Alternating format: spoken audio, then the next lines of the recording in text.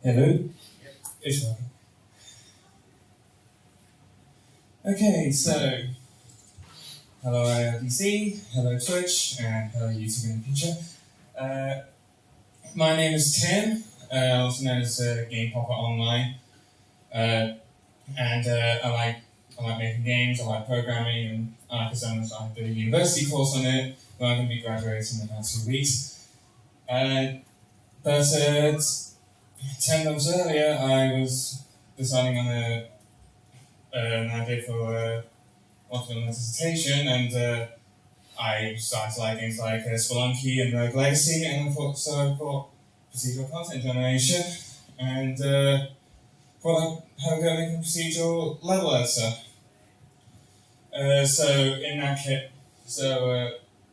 And what I mean by procedural level editor, it's a level editor that is made to design procedural levels. You should be able to preview the levels as you would a regular level editor, and you can be able to adjust the values to see the small little changes. It's something to save you time having to with your level generator, change the parameter, compile, change the level again, compile again, and save you time on that. So there were some limitations with this project. Obviously, I had a limited time span, had to work up to a deadline. So the project, I was pretty much working on my own.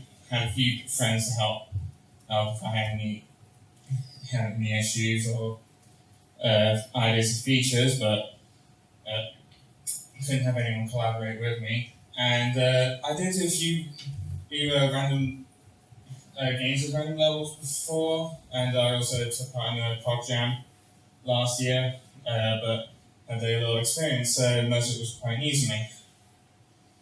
So, but this is the project itself that I ended up making. So the idea is that you had all the text boxes, which were your parameters, all parts of the level generation were in separate steps, and you could adjust all the individual values, and you could be able to see and move around the actual level preview.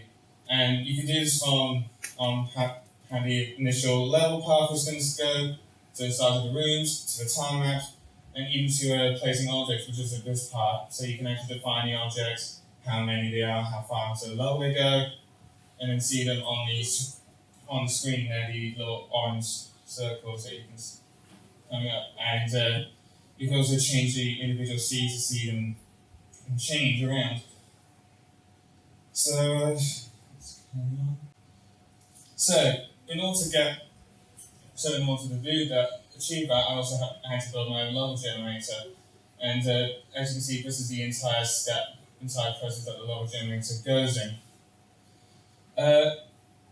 And I obviously had a few goals in mind.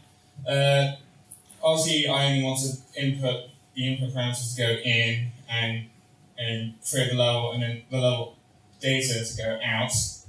I also was writing this in C++, and I didn't want any external dependencies required for a game project, so it was mainly had to be independent. I think the only external library used was a part of the JSON files, but that was compiled into the level generator, so you didn't need an extra file for that.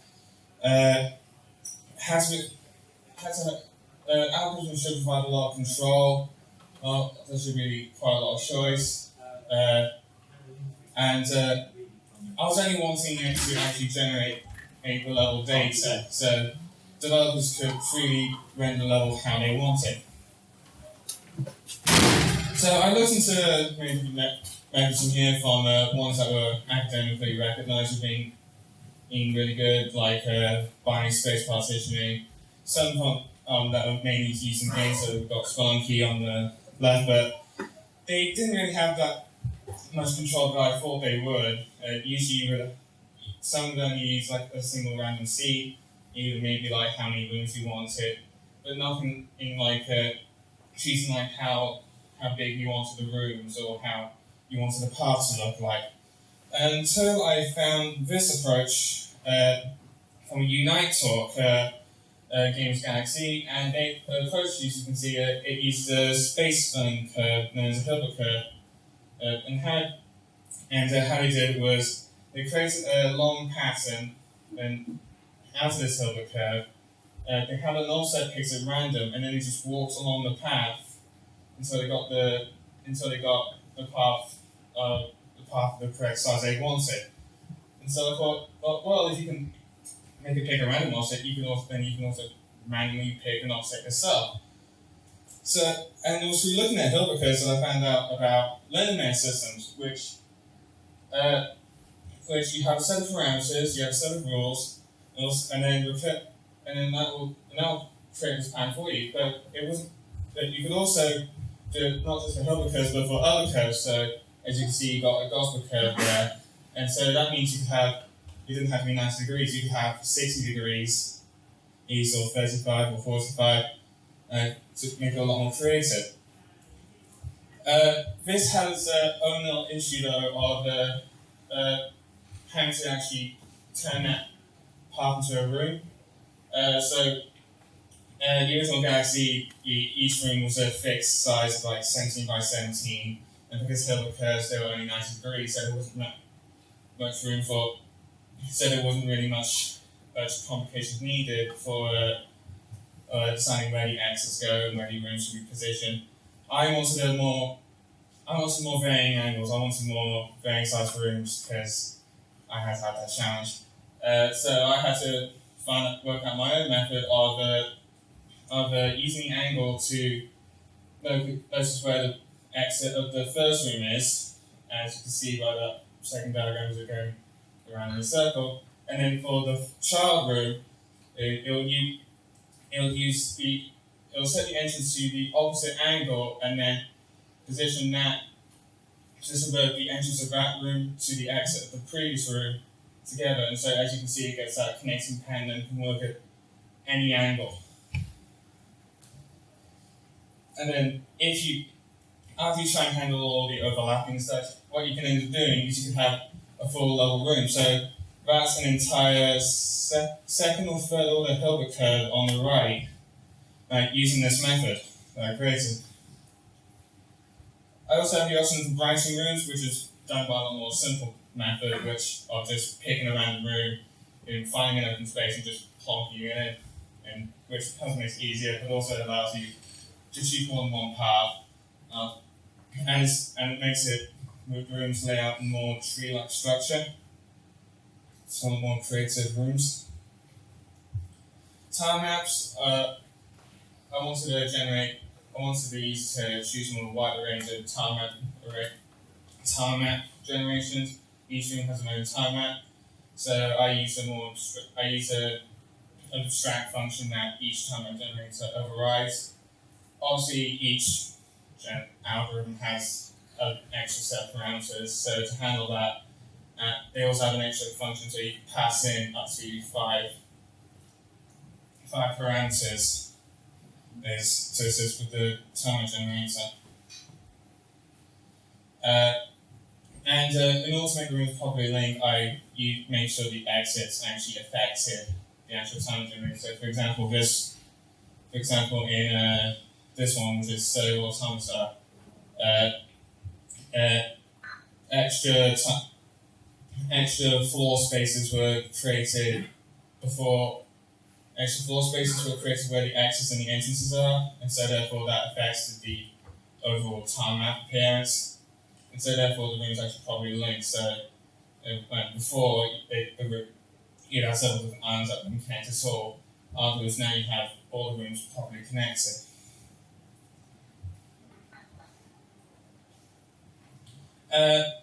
One of the downsides for having a more general approach is that placing objects has to be a lot more general and therefore doesn't always count on being accurate. The way I did it was using a random waypoint system where you place waypoints randomly around the room, and the objects that you define in the editor can be set to certain types, and those types have their own rules for which waypoints that they will choose. the ones I used were that items were in more narrow rooms. In collectibles, so that's cash and ammunition, so like ammunition would be food, that would be more open rooms, and then enemies would be further away from the exits. Further away from the entrance. The player's initial position can also be placed in the first room, and that's usually furthest away from the exit, so they can freely explore that room. In earlier attempts, there was an issue where waypoints were appearing too close, and I wanted to try and avoid that as much as possible. So I used an algorithm that compared all the tiles to see which ones are floors, and that would create boxes of where the largest areas of the floor tiles were. So that creates all those blue boxes, and then the waypoints will randomly pick that box. That box will get engaged, and then place it in that room, and then that box will get ignored until all the boxes were used up. So finally, once you've generated all the level, that has to get put into the game somehow. All the parameters are put into a JSON file. That JSON file can then be used by the level generator. You load it in, all the parameters, and then in a special game level object can generate it the same way that the level editor would generate it. And then you can access that level data as either the series of rooms that you can access, or as an entire 2D vector, 2D tilemap array. And then from there, you can do whatever you want. So you can handle the collisions between objects on the walls, however you want, how you want to render. So, for example, this is the prototype game I made for the dissertation. And as you can see, there's a auto tiling on the walls. So that's why it has that round effect next to it.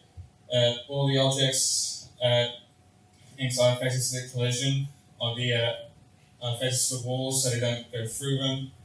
And this was done in Allegro.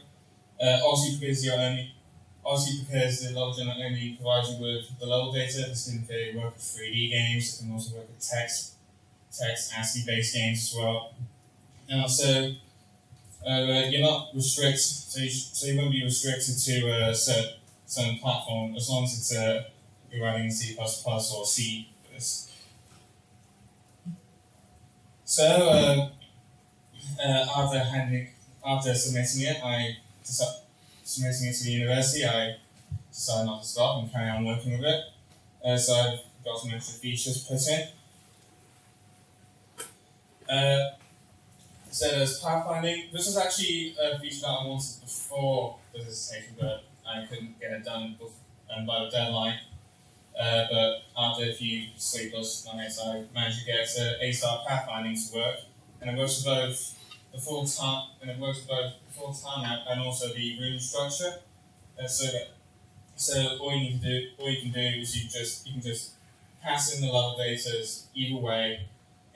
Set your start position, set your final position, and it'll return you the path between those two places, as represented by that magenta line. One of the features I got back when I first did user testing for this was the ability to export individual levels. So you were able to do it in two ways in the actual level editor. You can either do it as a CSV text file, like on the left, and also as a bitmap image file on the right, and it will also display you where objects are placed on both versions in different ways.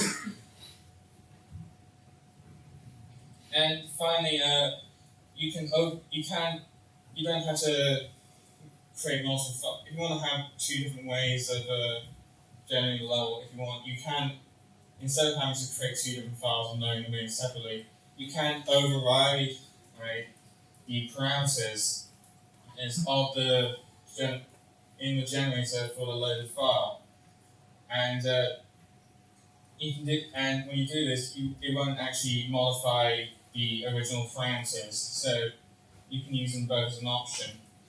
And that can be from anything from like the seeds to, as you can see, how many objects do you want appearing in it. If you want to know how I was able to do that without being able to do a reflection, it was very tedious. Sadly, because reflection isn't a thing in C++, my only real option was to literally just go through huge if statements for each individual object, but I was able to get it working efficiently, which is a good thing. So, as you can see, I managed to finish a procedural level editor that has a level generator, and I was able to make a prototype game to show. The generator's architecture, it was designed around the level editor, and the level editor was designed around generators. Basically, so allow you to have a lot of choice and a lot of customization towards the actual individual level, and made it easy to tweak the level generator both in and outside of the editor, because it's a JSON file, it's easy to read. You can change the parameters there as well. And I'm still working on it, and I've still got some features to write. I want to have the level editor working in C#, so I could use a few more frameworks for it, maybe Unity as well. I'm sure you have a few more ideas or a few more questions to ask. So if you've got any for any way.